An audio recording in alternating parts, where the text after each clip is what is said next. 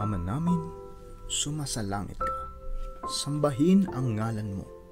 Mapasa amin ang kaharian mo. Sundin ang loob mo dito sa lupa para nang sa langit. Bigyan mo kami ngayon ng aming kakanin sa araw-araw at patawarin mo ang aming mga sala para ng pagpapatawad namin sa mga nagkakasala sa amin. At huwag mo kaming ipahintulot sa tukso at iadya mo kami sa lahat ng masama. Amen.